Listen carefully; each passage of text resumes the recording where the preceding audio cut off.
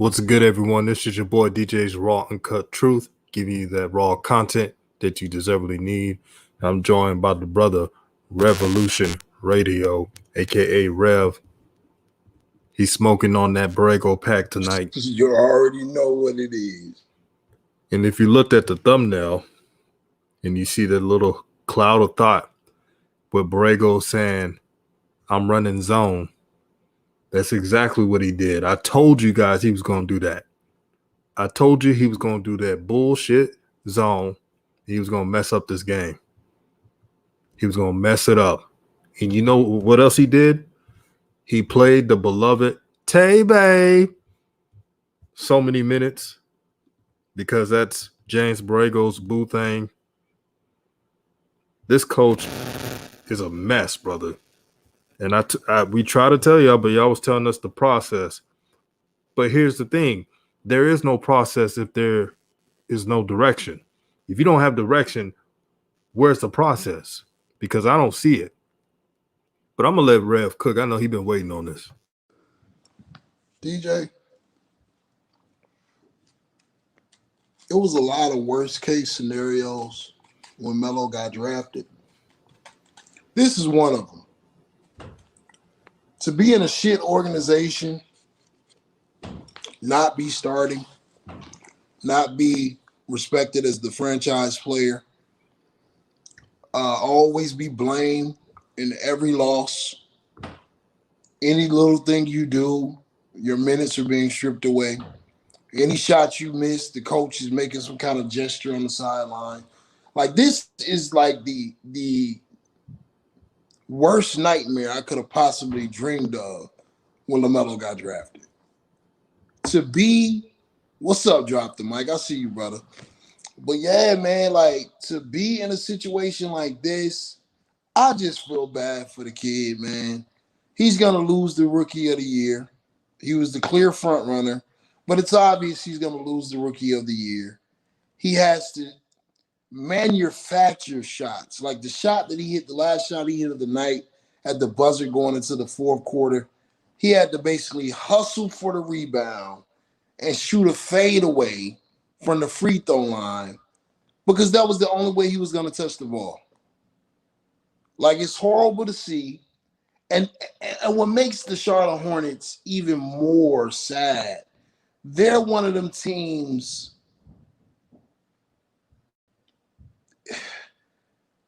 They fool their fans like they're gonna win. Like they have a lot of games where you think, oh, they're playing hard. They're playing really hard, and then they lose. And they lose because they have to play so damn hard because they're so under-talented. But Devontae Graham does just enough to justify keeping his starting spot in Borrego's eyes. So yeah, DJ, this is worst case scenario for the brother, and I'm sorry he's going through this shit, man. This is gonna be a hard year to sit through. You know what's so disappointing, brother? For a couple years, I've been waiting for LaMelo to play in the NBA.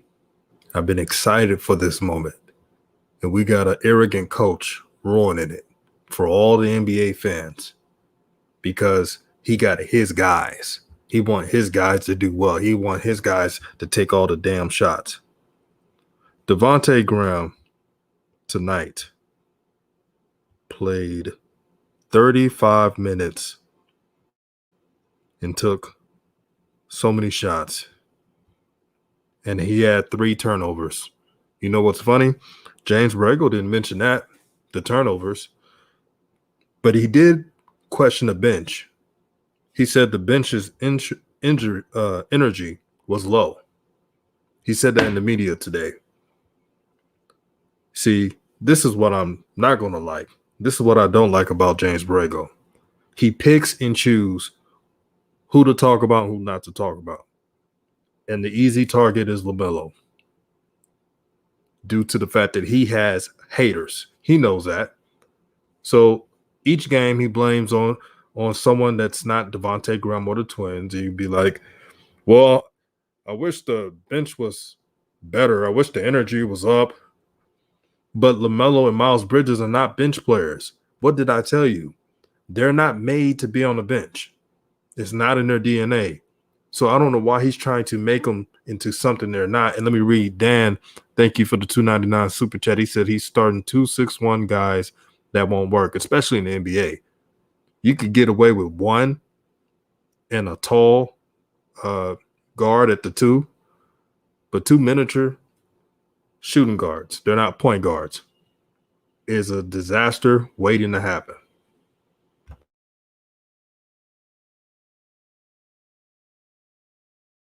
I was just looking at the chat and seeing that Ant Edwards and Wiseman both scored 25 points. People, I just feel bad for the kid because people about to run with this narrative that Melo is struggling and all this fuck shit. My bad, bro. I didn't mean to say that, but I don't know. It's depressing and it's discouraging, and really, I don't even like watching games anymore. And I've stopped watching the games, bro. I can't really watch them. Bro. It's too damn depressing to watch. And I'm glad that those young men had some success tonight, but I feel bad for Melo, man, because he had to be waiting for years, 2 years to come back and play at home just to receive this kind of treatment as the number 3 pick. It's sad as hell, man. Yeah, it's disappointing, man. I'm not trying to go on League Pass to watch Devontae Graham dribble the ball for 20 seconds. I'm not trying to watch that. If I wanted to pay to watch the Devontae Graham show, I would be watching college basketball. Shout out to Drop the Mic. He said, if this is what it takes to be ass and still get playing time, then sign me up, because all life, sports politics normally don't work that way. Yeah, it's the politics in sports, trying to control a narrative. We know that LeVar is an outspoken father, and maybe they're trying to psychoanalyze LaMelo that way. Kevin Bolding says, do you think Borrego has messed up LaMelo's confidence? Brody, only 4 shots and 50% shooting. That's not enough shots. The LaMelo we all know, he takes more than 4 shots. I warned all of you, they're trying to transform LaMelo into a player that he's never been, a passive player. That's not his game. LaMelo should be, characteristic-wise, taking 15 to 20 shots a game. He's a streaky shooter, but he could get going by repetition. Walter Brown says LaMelo needs minutes. Yeah, ASAP. This coach don't care. As long as his guys are playing, it doesn't matter to him. And it's going to take Michael Jordan to make that call to be like, hey, this is our number 3 overall pick. We got to showcase him more. But you know MJ's not going to do that. He's sitting in the cut, not doing a damn thing, letting Mitch Kupchak ruin the franchise. And today, when I found out that Jalen McDaniels was sent to the G League as well as Vernon Carey, that's a slap in the face to him. Horrible. Come on now. Jalen McDaniels, who's been better than most reserves on the team in the G League, for what? This team is freaking backwards, man. The shit is it's a train wreck, DJ. It's a train wreck. And normally, y'all know me, I'll be fired up. I'll be rah, rah, rah. I can't even get rah, rah, rah about this anymore because like you said, DJ, we've been saying this all along. We have been saying this all along. We said this was gonna happen, and it's happening. And I'll answer that question as well. I think Melo's confidence is hurt. I think he's overthinking. I think that's why his turnovers are going up. He's overthinking. He doesn't want to make mistakes. When he comes out of the game in the second quarter now, he doesn't even sit in the same spot of the bench anymore. He sits all the way by himself behind the backboard, him and Miles Bridges. It's a train wreck. Excuse me for smoking. I got to calm my nerve. Because at least with Lonzo got to start. He got an opportunity at least to start. Melo is getting the short end of the stick, man. Melo can't find a rhythm. Like it's bad, man. It's bad, man. DJ, look, really, I don't even have the words to fully express what I'm feeling or what I'm seeing out there, man. I just hope the young lion keeps his head up. I just saw something. Shout out to my guy Rated on Twitter, where Corey Homicide Williams was already up there talking like, "Yo, this bum ass coach got to go, bro. You send Vernon Carey and Jalen McDaniels to the G League for what? Make it make sense, DJ." Yeah, I saw that video as well. You got people pissed off. Someone said that the LaMelo from Australia and the LaMelo that we're seeing now are two different people. That's constructed by James Borrego and his coaching staff. They're poisoning his mind, trying to make him a system player, trying to make him into a role player. And you're not going to get the best LaMelo Ball playing that type of bull crap that we're seeing now. 4 shot. I mean, can you believe that this is the lowest shot attempts LaMelo has had in his career in this season per game? In a per game basis, this is the lowest shot attempts. 4 shots. He shot 2 for 4. But James Borrego cannot create any plays for him. Not 10 plays. This is a crash course to hell. They better fix this. If not, we're going to be proven right again. And with this tough schedule, who they got next? Because I'm going to read down the schedule. Here's who they got next. Pacers again Friday.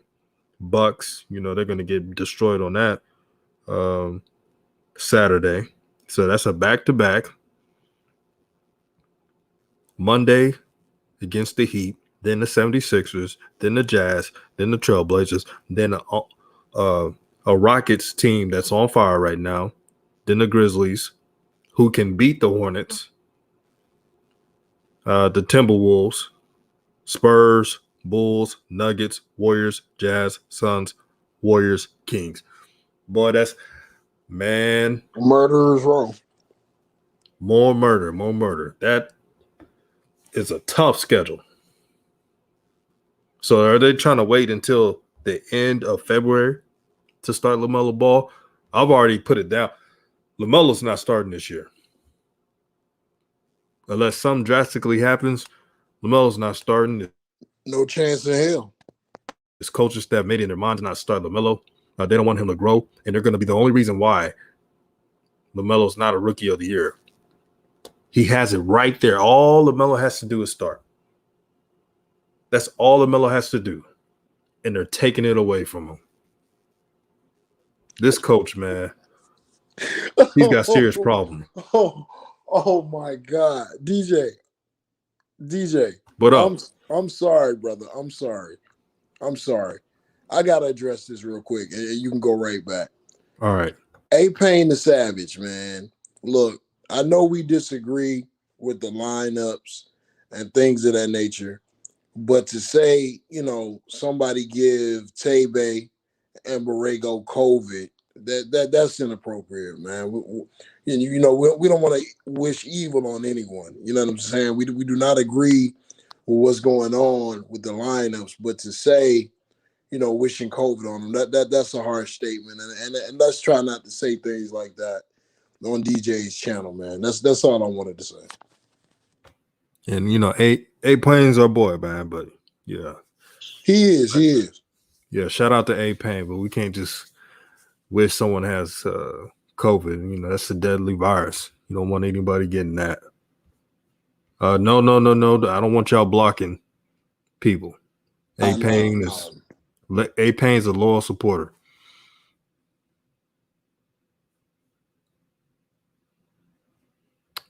Who Jargon?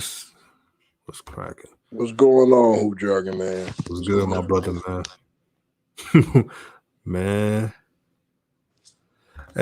Hey, Payne, man, I feel what you're coming from. They have sapped the joy out of a lot of fans.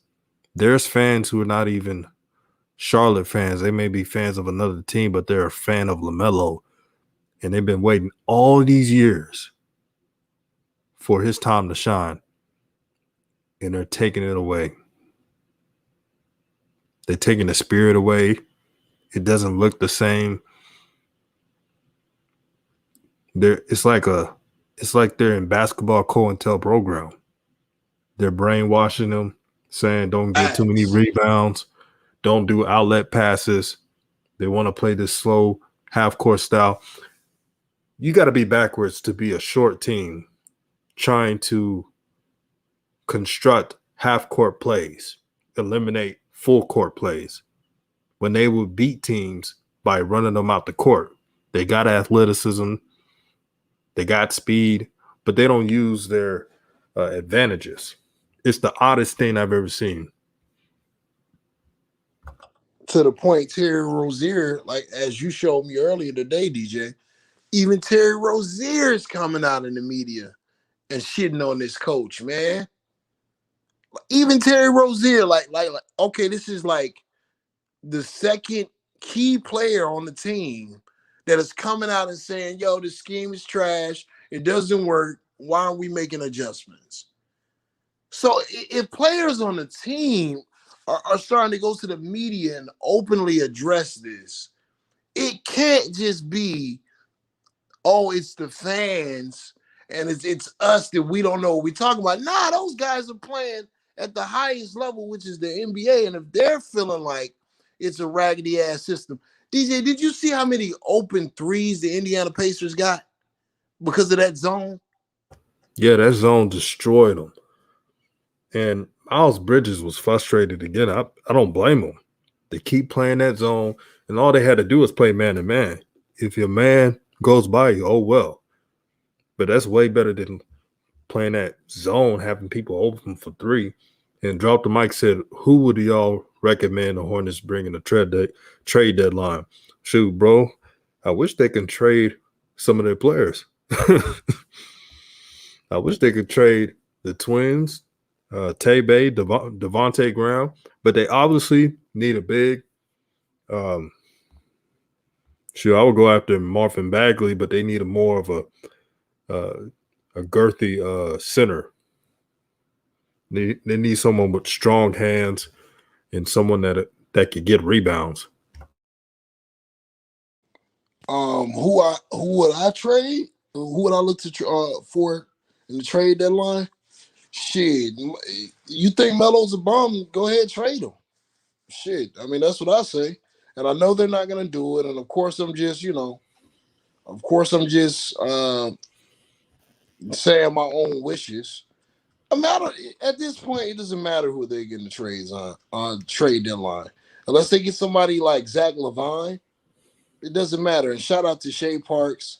And one of the sisters is asking, did we see the article on the Rookie of the Year?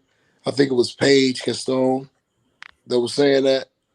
Yeah, I saw it, but it doesn't matter, man. It's obvious they're trying to give it to James Wiseman or Tyrese Halliburton. And Charlotte's going to do everything in their power to make sure it's enough separation between Melo and the rest of those guys. But in the trade deadline, it looks like Andre Drummond is going to Brooklyn. I mean, I guess that opens you up for JaVale McGee, but it doesn't really matter, to be honest with you. Unless they're going to trade Devontae Graham, LaMelo is always going to be hindered on this team because Devontae Graham is the guy on the team. Borrego has made that painfully obvious. So it doesn't matter who they go get. The chemistry of the team is weird as hell because they got, Midget Mac out there. Damn Papa Smurf thinking he's LeBron. So it is what it is. Joey Ramos says too much politics in basketball. That's what's killing the game, man. They don't want these youngsters to play, to have fun. There's always a story in today's NBA's organizations. Behind closed doors, some of the most vile, egregious tactics are being displayed. When I read that Instagram post by LaMelo saying that he can only control what he can control, making the best of a situation.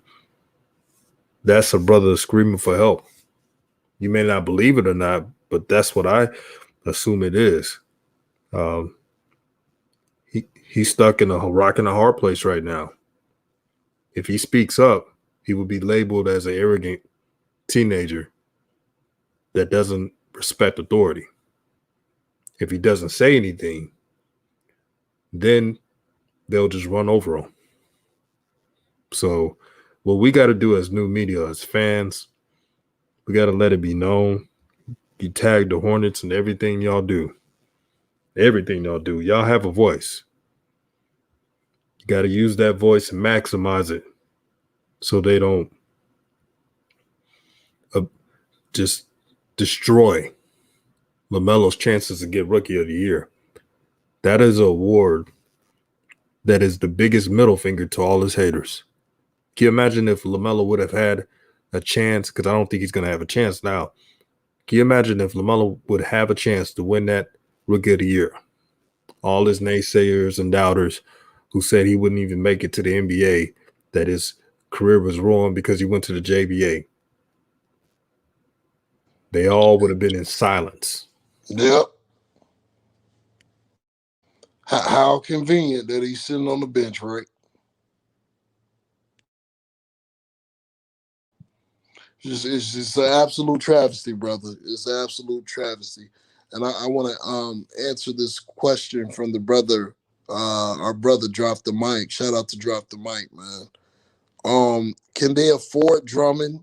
They got DeAndre Jordan. They damn near over cap. They're damn near over the cap as it is. Multiple quote unquote credible NBA sources are saying that it's only a matter of time before his contract is bought out and he goes to the Brooklyn Nets. It seems like whenever Kevin Durant goes to a super team, the cap just doesn't exist anymore. So, I mean, it won't be surprising to me if they end up with Drummond. But like I've said, and this is off topic, I'm going to get back on topic. But like I said, if Kevin Durant, James Harden, Kyrie Irving, and Andre Drummond form a team, I don't ever in my life want to hear y'all ever say anything about LeBron James and the super team ever again in life. Like this is one of the most this will be one of the most OD rosters ever put together. But back to the Charlotte Hornets and LaMelo Ball. DJ, another thing that I noticed tonight, and I've been looking for it, and it's getting worse and worse. It's getting to the point with LaMelo and James Borrego. It was a play, and I don't know if you guys saw this in the third quarter, where Sabonis was posted up against Cody Zeller. Cody Zeller is a legit 7-footer. LaMelo, his job in the zone was to go and trap down on Sabonis. He went and did his job. Sabonis did his job as well. The double team comes, you kick it back out to the open shooter. So he kicks the ball back out to the open shooter. LaMelo sprints towards the shooter, tries not to foul, contests the shot. The guy hits the shot. James Borrego on the sideline claps his hands demonstratively and screams and gets frustrated. Like, bro, you're not supposed to do stuff like that. This isn't middle school. This isn't middle school. Why the hell are you constantly showing this kid up? Why the hell are you constantly trying to say things bad about this kid to the point where you're doing things in public, in game, that looks like you're frustrated with the guy? Like, how far does this agenda go up? Is this a Mitch Kupchak thing? Is this a Michael Jordan thing? Like, I need somebody to make it make sense what's going on with LaMelo at this point. Because it seems like Borrego doesn't even really want to play him the 20 minutes. It looks like he struggles to do that. It's like he gives him the minutes like, okay, we're giving him minutes so we can say we gave him minutes. Like, DJ, what do you say about things getting progressively worse with the way James Borrego is treating LaMelo in particular? Well, number one, James Borrego is not consistent on his methods. He's letting everybody else do what they want to do. But for LaMelo, even if he has a tiny error, he's sitting him on a bench. He's out there playing mind games with LaMelo. This doesn't help his progress. This doesn't boost his confidence at all. And every time I look at James Borrego, like I get pissed off because I see a fraud coach. If there was an assistant that took over for him, he would do a better job than James Borrego. Because you know how the assistants are. They're trying to prove to be the head coach. So they're going to make the corrections that the previous coach did. But James Borrego, man, I can't stand that man. And I don't care if he was an assistant to Greg Popovich. He was a lackey. He was a clipboard holder, and he got a name for just sitting aside next to Greg Popovich. He hasn't accomplished anything. He's been on the Hornets for 4 years, stinking it up, not going to the playoffs.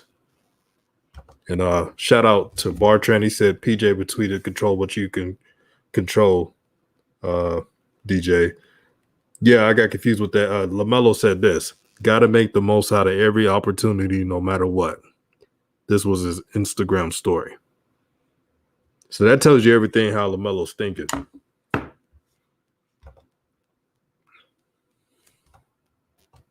It absolutely does. It absolutely does. And I want to call out you shine channels that made a living off LaMelo this summer and made a living off Lonzo. And at the beginning of the season, you were taking this wait and see approach on LaMelo because what you saw in the old media was projecting that. And you know it's okay to always pick on the guy that the old media doesn't like. That's the easy target. So I want to call you channels out that take your time out to critique a 19-year-old rookie and talk about how he's not ready. Yet you let Devontae Graham, who is 25 years old, you're not making any videos about how Malcolm Brogdon beat his ass from pillar to post. I ain't seen a beating like that since Floyd Mayweather and Canelo Alvarez, man. Malcolm Brogdon was taking Devontae Graham, Tay baby. He was taking this man anywhere he wanted to take him. Hey, bro, I ain't gonna lie. That was funny, man. Like, it's ridiculous, bro. It's ridiculous, bro. So for you guys to be making videos about LaMelo and his lack of defense, yo, in order for you to make a video about somebody struggling on the Charlotte Hornets, you need to talk about, if you're a real basketball prognosticator or you're a real quote-unquote expert and all you're doing is parroting and mimicking what you see from old media, you don't have anything original to bring to the table. So if you're going to critique someone and you're a real scout or you're a real talent evaluator, you need to, if you know basketball, you need to critique the raggedy ass system that they're running offensively and defensively. Everyone on the team is struggling. Miles Bridges is struggling to keep people in front of him because they're not putting these guys in the best position to win. Instead of breaking down a video on a 19-year-older that you've gained half of your subscribers on, you should make a video about the terrible system that is being running. That would make us respect your basketball acumen more. But if you're telling us that we're supposed to respect you and we see that the man is in a flawed system, how the hell can we take your critique correctly? We could just go to ESPN for your critique. But break down the X's and O's and tell us why he's struggling. Tell us that they're running a 2-3 zone that other teams don't run in the NBA because all you have to do, look, let me break down how to break a 2-3 zone. ball movement on the perimeter. If a double is coming, then you go inside out. The opposite corner is always going to be open. That's all Indiana did all night. And when Indiana couldn't get that, hey, when all those fails, pass the ball to pass the ball to Malcolm Brogdon and let him beat Devontae Graham's ass like a redhead stepchild. That's all he got to do all game. And that's what happened. Break down the real film. I'm sorry to go on this rant, but I'm disgusted at the level of videos I'm seeing from so-called experts telling me about a 19-year-old kid. Please, man. Man, Rev is preaching to the sermon. Welcome to the cookout. I hope you brothers and sisters got your plates ready. All ribs all day. And Drop the Mic said Junebug from the Chicken Shack can coach this team. Man, anybody could coach for this team. They'll do two simple things.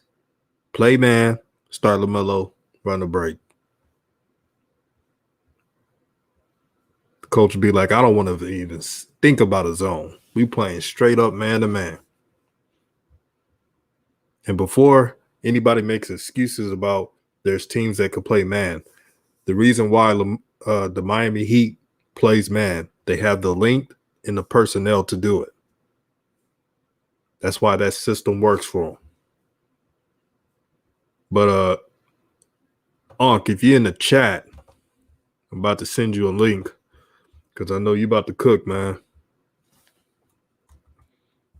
Yeah, Unc, I need you to come talk me off the ledge, Unc.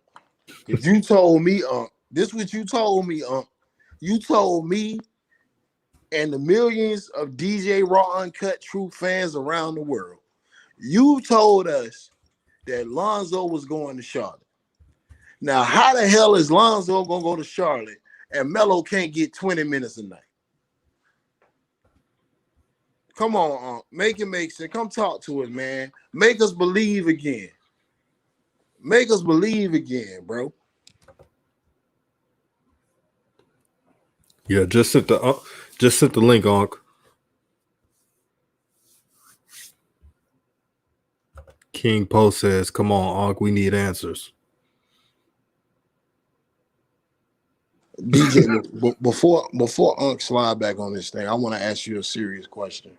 Yeah, man. As somebody who has supported the Ball family and been intricate in the Ball community, growing on YouTube, how does it feel, like you were expounding upon earlier? You've been waiting to see this kid play in the NBA. Could you kind of bring us into the feelings that you're, experiencing, watching this nightmare take place? Like, I mean, how do you feel it's going to turn out? It could turn out different ways, man. The scenarios are damning. I never brought it up on the show because, it's so dark, bro. It could go many other ways. I think LaMelo's passing ability and his IQ will keep him staying afloat. But how long are they going to have this coach playing these mind games with LaMelo? It depends how much he can take the coaching abuse. Because the coach right now is abusing his power. Yeah, I went there. He's abusing his power. And he's trying to turn LaMelo into a passing savant. LaMelo's more than that. He's a creator. Streaky scorer, but he can fill it up when he's on fire. He has that dog in him. I don't want this coach to take that away, but he's making a big attempt to do it. So we have to see how the next month goes. But man, I'm praying for the brother. Yeah, the one thing we don't want is for LaMelo's confidence to get damaged permanently, like we've seen, unfortunately, with Lonzo.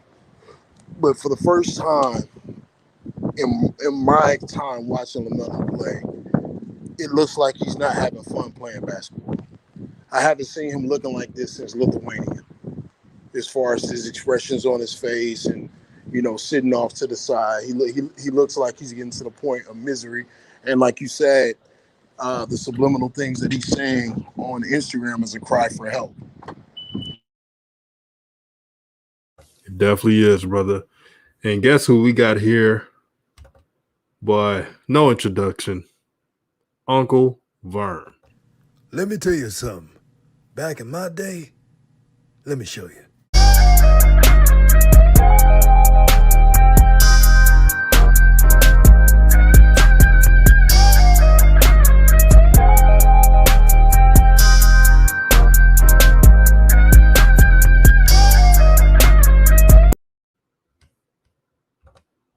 What's good, Uncle? Good.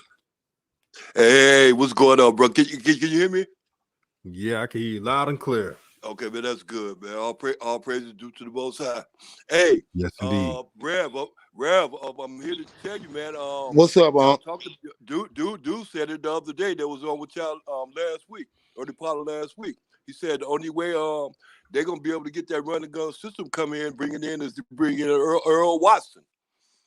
How that name sound to you, Rev? I love that name, but okay. He's really close to LeVar Ball, and I don't see Charlotte doing that. Hey, it only makes sense then, huh? I love it.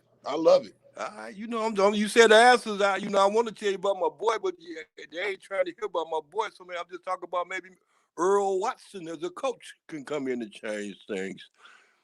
We trying to get a positive thing going out here. I don't know, I don't see LaMelo doing it. Uncle Vern, you know who's gonna bring that? You know who's gonna bring that change, my brother? What's that, be? Mark freaking Jackson. Yeah, that's the change I want to see. I hear you. I don't care if he goes to church 7 days out of the week. You better hire that brother. I don't care if he's has too much involved in religion. Right. You better hire me Mark neither. Jackson. That don't faze me. That don't faze me. As long as he come in and come in with the right system. You understand me? And that's the system they want to go to, that up-tempo system, man. And they need to go to that. They got the players in the front court to do that. They got them big guys that jump high and do all that. All they need is another center, you know what I'm saying, to protect that rim. Man, but they got the athletes, them forwards and stuff, they got them. They just need somebody out there to run with them, man. They, like I said before in the comments, they got too many Indians and no Chiefs. You see, the Charlotte fans like it. G of Blackness said Mark Jackson would be a dope alternative. Yeah, it would be. Yes, sir. Perfect coach. Yeah, I think so. You know what's funny? They make it seem like coaches is all about the X's and O's, but it's more than that. The coaching has to be a relationship basis. Right. If your head coach does not have a good relationship with your point guard, right, there's no end in sight. Yeah, I agree. It seems like the NBA up in the turmoil. Like, look at how Houston is dealing with that situation they got going on out there. Look how New Jersey is dealing with that situation they got going on out there. It's like everything is all up in the turmoil. It's a lot of chaos. That's a great point, Unc. You're right. I don't remember seeing this much turmoil in the NBA in a long ass time, man. Right, Rev, and it's coming from the front office. Yeah, I haven't either.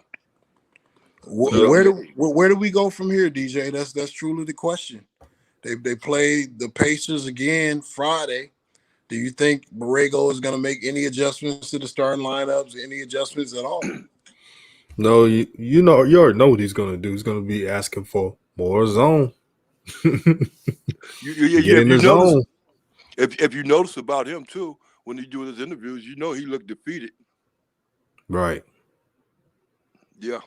Yeah, he got a weak posture for a coach. He doesn't He doesn't seem like a guy that instills any inspiration into his players. When Right. Miles Bridges has to be the guy that gets your team going, and the only reason he got your team going is because he went off on an assistant coach. Right. It's serious issues going on within that organization. Hey, look here, Miles. This was the serious issue going to be Miles Bridges and Tay going to going to going to what's the name, New Orleans, man, and my boy them coming up and having what's the name, that center used to play for LA coming over in Charlotte, man. That's what I see, man. That's what I see. And Are you talking about JaVale McGee?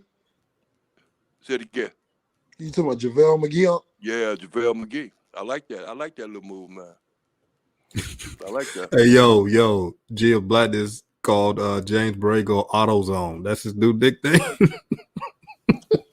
Since the brothers just want to stay in the zone. AutoZone. Instead of AutoZone. I like that. I just thought about it. We coming up with nicknames every day. Tay Bay, AutoZone. Yeah, man, I'm telling you. Yeah, I'm telling you. Tay Bay. Sound like he at a funeral, man. Mm-hmm. But yeah. How did Zoe do tonight? Anybody watch Zoe play? How did he do tonight? I didn't get to see it. Actually, Zoe was cooking, man, and then he precautionary. He had to get out the game. This was his most assertive game he played in a while. And then I think something happened with his knee or something, but he was just being cautious. I think because of the trade deadline, and he doesn't want to hurt himself, which is smart. What's going on with Zoe knee, man? Who, me? Yeah, he said what's going on with Zoe's knee. Man, that's the whole thing, man. So it was an easy day off, man. Let me tell you, man, dude just playing the value, man, until they go ahead and get him up out of there. Hey, yeah, listen, facts. Look, DJ, dude was right though. I checked that out. Dude is right. Lonzo have to sign that what's the name thing to re-up again before he can get traded. He got to sign that. He got to sign that. FYF keep running around here lying to people and telling that shit. And FYF, y'all run. This is what it is. This is what he got to sign. All right, Rev, I'm not cutting you off. I want you to understand what I'm saying, though. Go ahead, what he got to sign. He got to sign, or at least talk to these people to let them know it's a chance that he'll come back and re-sign with them. Yeah. No doubt about that. That's what he got to do. Yeah, no doubt about that. But to say that he look, if that's the case, then he can dictate where he want to go. I mean, he can do that anyway. And this is what I was saying about, and I got to mention his name because he was the guy that said this. This is what I was saying to FYF's argument. Several times players get traded and they lie to a team and say they're going to commit to him. Lonzo's not going to sign an extension before he gets traded because that would be stupid of him because that doesn't give him a chance to weigh his options. So no, that gives them the upper hand. Right, and he's not going to do that. Now, he might tell them he's leaning their way all along, posturing it to make a decision to go somewhere else. But FYF, I hear you keep talking that bullshit about that trade. Just make sure you have that money, player, when they trade him. Just make sure you have that bread. That's easy, but on y'all side because he gonna get traded. He gonna get traded. Absolutely. Come hell or high water. And everybody that listens to FYF, when he gets traded, let him know he owe Rev and DJ that bag. All right. Yeah. Oh yeah. Oh yeah. He know the business. Yeah, he know the business. But yeah, I'll just keep my fingers crossed, man. That's all I can say. That's all I do. Drop the mic says someone needs to tell me why Bradley Beal be sitting on the bench talking to himself after he loses all of a sudden. Man, when you're losing, you have no one to talk to but yourself. That brother, like he having a nervous breakdown on the bench, bro. Hey, but did you hear what John Wall said about their team, about the Washington Wizards today? Now, what did he say? He said they did. He said they putting themselves in a good position. They players, they a lot of their good players are out right now, so that's why it's looking bad for them. But he think, in his opinion, that they made themselves better by the addition of what's the name of what's the name? The one used to play for Oklahoma City. Russell Westbrook. He think they made themselves better with the addition of Russell Westbrook. That was what he said. Shit. See, they ain't playing good now because of the fact they got players hurt. I don't agree with it, but that's what he said. Who said that? What's the name? John Walls. I think they Yeah, just played him. They just played him not too long ago. As a matter of fact, they just played him the other day or today, yesterday or something. yeah. He's saying that because he got the hell up out of there. I already know. Yeah, I the already know. grass is greener when you out of there. Right. He wasn't talking bad. What I'm saying is he wasn't talking bad about him. He wasn't talking bad about him. Hey, I'm gonna ask you, hey Rev, what you think that how you think that gonna turn out in New Jersey though? You know, not changing the subject, but what you think that gonna turn out in? How you think that Uh, gonna turn out? that's a hell of a question. That Brooklyn thing, man. I agree with you, man. It's a potential dumpster fire, and I'm not even just talking about the players. I don't know if Steve Nash can control all those superstars. I Right. don't know how it's gonna work out, especially if they get Andre Drummond. That's gonna be a weird looking lineup. Because, like Oh, somebody said, they already got Jordan. they talking about getting Andre Drummond. Yeah, quote unquote reliable NBA sources. I think ESPN, NBA on ESPN. I think they tweeted out that it's imminent that after a buyout, Andre Drummond is going to the Brooklyn Nets. So Oh, you talking about that's next year. yeah, that's weird. Yeah, that happen next year. Cleveland ain't finna let Andre Drummond go like that now. They beginning Bro, to play too good now. man, Kevin Durant, he's at a point now he don't even care if someone say he's stacking the deck. He trying to win it at all costs. He's like, I don't care what they. I already know. Hey, I'm gonna tell you something. You had asked me DJ. You had asked me a question the other day. You know about my top five, and I told you I Yeah, really ain't got no top five, but I got a top four. You know why I ain't got no top five? Because like why's I that? said about the center spot, because anybody can play that center spot. But my main thing is my top five is either Dr. J or Larry Bird. And I don't know which one of them I would pick. And Dr. J So was a that's what bad happened. boy, but That's Larry fine about Bird that. was that dude, man. You said Allen Listen, Iverson? but listen, DJ, just like you said, Larry Bird was that dude. Did you say you had Allen Iverson as your number one? No, not AI. I ain't have AI like that because AI was his defense was weak, and he really wasn't that. AI, I'm gonna tell you something. You understand me for real? If AI would have did like he said, like look, man, practice. If he'd have had a lot of them players going to practice and they get in tune with what they're supposed to have been doing, they would have got past Kobe now. You know what I'm saying? He let his Hell talent. no. AI, he let his talent speak for itself, which is good. I'm gonna tell you, AI reminds me of what's his name, the one that used to play for the Washington Redskins, the black quarterback, with the dude that runs all the time, the skinny black quarterback to do all the running. Robert Griffin III. Robert Yeah, Griffin III. yeah. His career reminds me of Robert Griffin III because they like a lot of people say, sooner or later you're gonna slow down AI, and then sooner or later he did slow down. Come on, man. Come For on. real, Hey, I went to for the real, man. finals, man. And then they didn't get past Kobe. They should have got past Kobe, but they didn't. They No, couldn't over do that. Shaq and Kobe. And you know that team was terrible as hell. Don't do that, man. Who team was terrible? The Philadelphia 76ers with That's what I Eric mean. Snow and Dikembe Mutombo, who was 135 years old. Right. No, I ain't blaming it all on AI. I understand. I'm just all right, and then I understand that they was weak anyway. That's why LA ran to. I told y'all all about them, man. How them teams wasn't no good then at them times. AI was Hey, just yo, another player like that. He just had a lot of talent. Drop the Go mic. ahead. Said this is a good top five: MJ, Kobe, LeBron, Larry Bird, and Shaq. What you Larry think? Bird. Yeah. Shaq, then I got to pass off Shaq because sometimes I'm gonna tell you when it comes down to the centers, I like, man, I'm gonna tell you something. Really, I like what's his name? Hakeem. That'll be my center. You know what I'm saying? Because I know Yeah, I facts. know Hakeem will give Jabbar some work up down low. I know Shaq could give Jabbar some work down low. You know, you have to But look at their record. Shaq couldn't do nothing with that skyhook though. No, he couldn't. No, he couldn't. But Kareem wouldn't be able to set up that skyhook too much because Shaq be moving him off that block. You did? Yeah, that's real. Yeah. So it'd be kind of That's hard to real. do. Kareem be shooting that skyhook from in the corner. Yeah. Yeah, for real.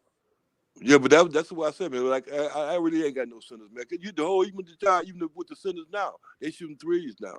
So it's a big old difference now. Your uncle, man. KD, What was a player? What was a player you hated the most watching? Like you rooted against? oh man, Larry Bird. And then I had to Well, grow to love him. why you hated Larry Bird? Because I couldn't stand Boston because I considered them as being a racist peoples, a group of peoples. And then I look in the stands, I don't see no black peoples. I just see a whole bunch of red, white faces. No offense Fact. to y'all red, white peoples. I'm just saying. It just, that was my whole mindset. Then I couldn't stand the Lakers. Facts. And I couldn't stand the Lakers because the reason why I couldn't stand the Lakers because of this. I really wasn't jealous of Magic Johnson. I was just saying that, man, look here, man, they got too good of a team, man. It was too easy for them. I was jealous of the state system. They was just like they couldn't, they can run out and have fun all day and come back on the court and win a championship. I didn't get it, but I got it because they paid that money and they put their system into place where they could do that for the next 4 or 5 years and get championships after championships. Because I noticed that because I saw how hard Larry Bird worked to beat LA. You understand?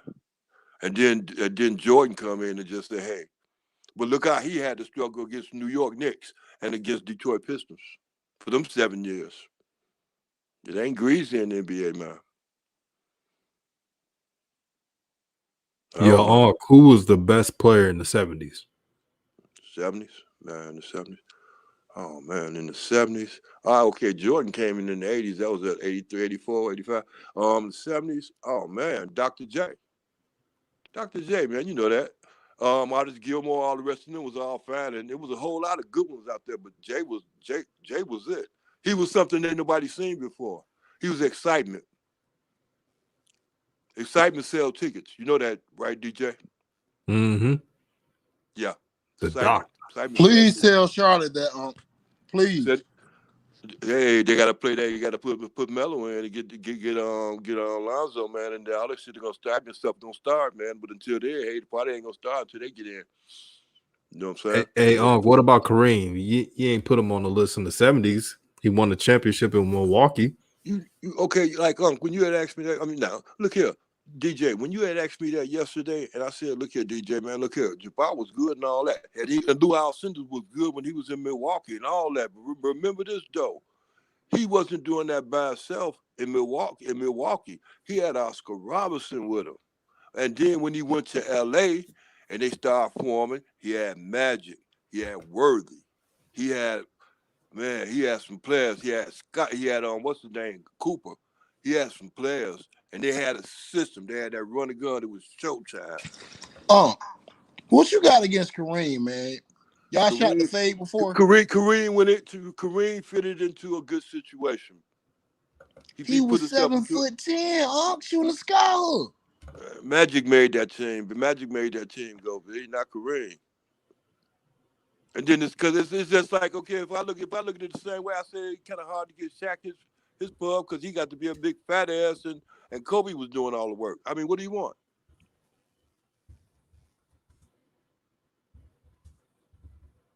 Kareem did what he did. He was cool and everything, but Magic got that thing going, man. Thanks to matter of fact. So what about the rings before Magic? Kareem can thank Magic right now for them championships. What about the ones he won before Magic, though? Huh? He won one before Magic, bro. One. Magic won them championships. Magic got those championships with LA. Kareem didn't win no championships with LA without Magic. Well, Magic ain't playing Milwaukee, huh? Yeah. Magic, of course, you just right.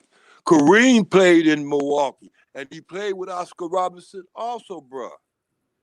Yeah, but I mean, like Bruh, look, Oscar Robertson. I gotta Oscar defer to you Robertson on. was an You would know all-star. better You know than that, me. right? And he was. I wasn't even alive, listen, man. I can't argue with you. Okay, no. I want you to understand. I'm gonna help you get. I'm gonna see if you can get it like after this right now. Okay, now look. Okay, Kareem won that championship in '71. You know, Oscar Robertson was playing in league since the '60s, right?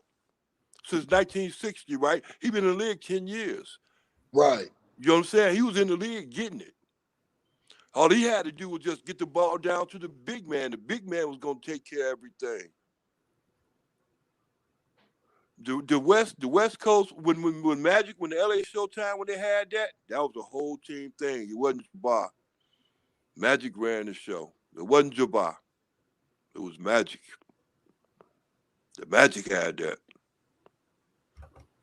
That's why, and another reason too. And I tell you, and I give you this example right here, and I can get to you real good. That's why when they played against Jordan, they couldn't stop with Jordan because Jordan was getting them going to the basket too much on them. They didn't have that rim protection. Jabbar wasn't blocking no shots to stop it, nothing. He was non-effective in that game. He was not effective in that series. You talking about against Jabbar, Jordan? huh? You talking about when they played Jordan? Yeah, when they and Kareem was over the hill though. Kareem had been in the league 35 years. Go ahead, I ain't hear you. Now I said Kareem was over the hill. He Man, was old. You, that's what I'm telling you. I know it. He wasn't no. Okay, what if they look? Okay, what if look? Okay, that was a championship game. What if they'd have won this 4 straight games? Then you wouldn't have said he was over the hill. Then he still would have had a championship. Yo, Okay. I know this is off topic, but how did Pistol Pete compare to LaMelo Ball? This is what DKM said. It really ain't no comparisons. I compare Pistol Pete to what's his name, that white chocolate dude. Lonzo and Melo, they ain't got that kind of rhythm yet. They can get it if they watch films. I hope they go back and watch films. If Melo getting to a point of getting to a habit of watching films, he can learn a whole lot. But they came. What's his name? Only one could do something with Pistol Pete Maravich being. I've seen a lot of his games, especially when he was in college at LSU. But only one could do something with Pistol Pete is Williams, the white chocolate. He got it. Jason Williams. Good. Jason Williams. You see that elbow pass he threw out? Was a bad brother. Man, I'm telling you, boy, dude got good game, man. Yeah. Mm-hmm.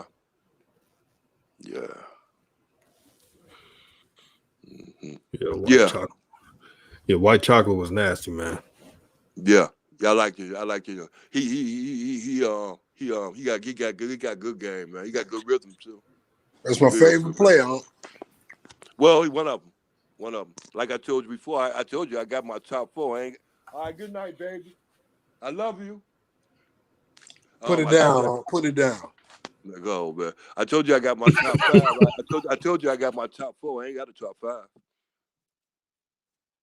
Yep, like I said, Dr. J would be my top 5, but Larry Bird punked him out. Larry Bird showed him heart of a winner. Sure did. Jason wanted to beat his ass. D. Thomas said Jason Williams wasn't that good. That's a lie. Man, that's crazy. When he was in Sacramento, he was insane. What happened with Jason Williams when he went to Memphis, Hubie bum-ass Brown made him change his game. But Jason Williams was a problem. White chocolate was the truth. Any man that cross up Gary Payton in the open court and finesse it off the backboard, that's a bad man. Right. Well, I'm going to ask you, what do you think about Chris Webber, his career? I think he was an overrated bum. Yeah, gotcha. I think he was a bum in Michigan. He underperformed in Michigan. The classic timeout, they got documentaries on the and then wherever he went in the NBA, he always folded under the lights of being the guy. And whenever he would face a dominant power forward, somebody that played the same position, he would get cooked. Right. Tim Duncan cooked him. Karl Malone cooked him. Right. Yeah, I agree. Yeah, that's my opinion of him too. I like him because he played in Michigan. He played with Jalen Rose and all that. But I didn't really think him. I look at him as Sacramento as being all that, man, and especially him. What'd you think about Elijah? What'd you say? Good. What you think about Hakeem Olajuwon? Man, Hakeem dream, man. Hakeem is nice, man. I'm gonna tell you something. I think Jordan ran from him. I think Jordan didn't want to face Houston in the playoffs. Because Jordan, I'm gonna tell you something about Jordan, and Jordan understood this too. He understood the game real good. Jordan understood that if he ever get out of the East, he can just tear up anybody in the West. He already understood that. He knew that they could because they was inconsistent out there. They have one good team. It wasn't no thing like San Antonio was running it 2 and 3 years and stuff like that, and then also come another team. Every time the Bulls played for the championships, they never did play the same team twice in the West. Seattle, what Phoenix, maybe one of them. Seattle was trash too. Right. Deadly shrimp. So the only competition they had was in the East. And that's what I said first, and I said again. That's why I said yesterday that, that was trash. During Jordan times, it was trash. If a man come in and tell you, look here, who holding me? All right, hey, look here, you finna get 50. And he tell you that, and he go out and do that, and you let him do that, y'all trash. You might as well say, hey, look here, is the Bulls coming this week? Hey, okay, we ain't gonna play them because we ain't gonna beat them. Well, hold on, Unc. You remember they did play one team twice. They played the Jazz twice. Yeah, because the Karl Malone thing. Did they play them twice for the championship? Yeah, back to back.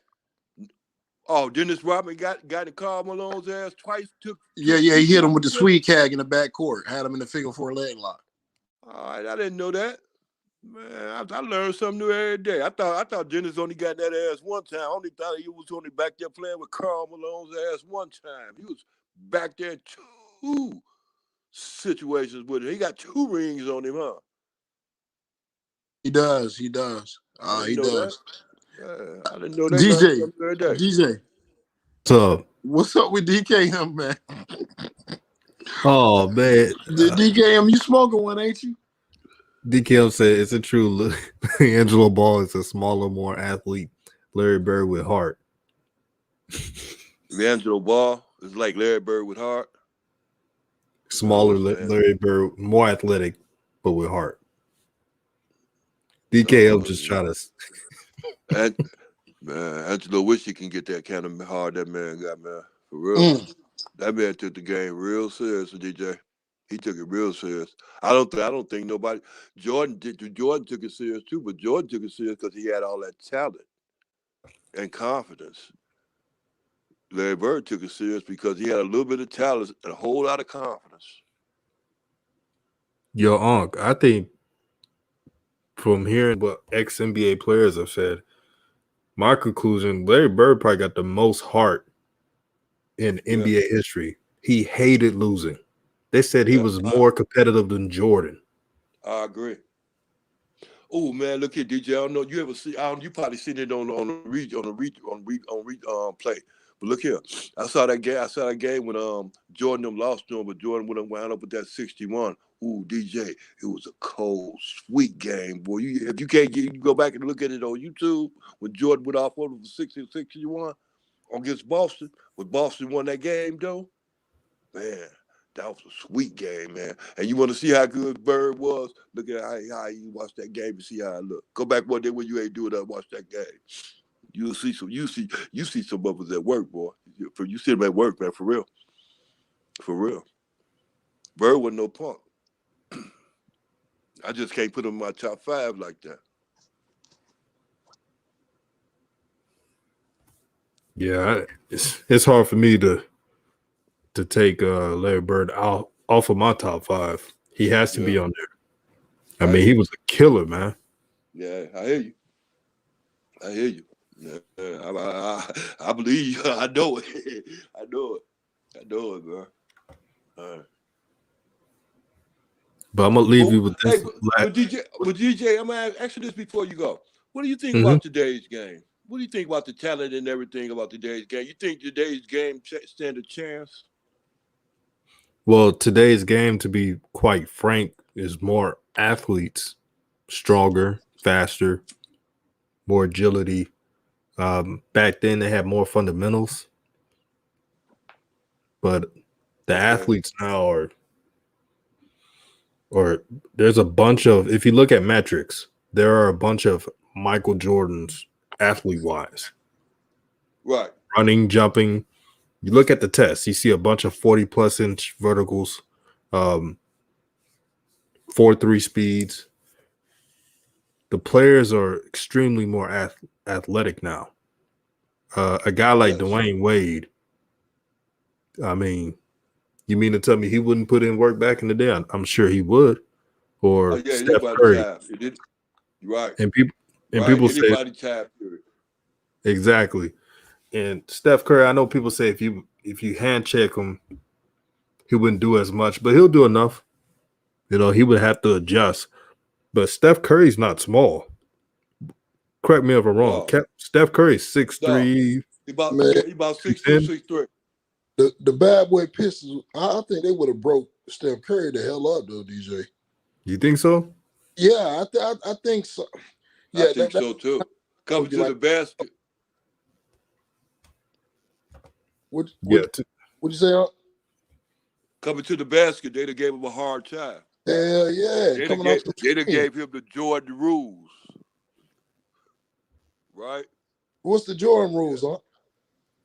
Well, hey man, look here, man. Anytime you see that man come beside that middle part of that blue spot there, but put him on his ass. That was the Jordan rules. Anytime you see 23 go up the side there, will look like he's trying to go up the side there, knock him on his ass. That was it. That was it. That was all. And they did just that. Man, this was a fun show, man. It's always good to have you, Unc. And we're gonna play your song heading out. Yeah, I appreciate you, bro. Let me tell you something. Back in my day, let me show you.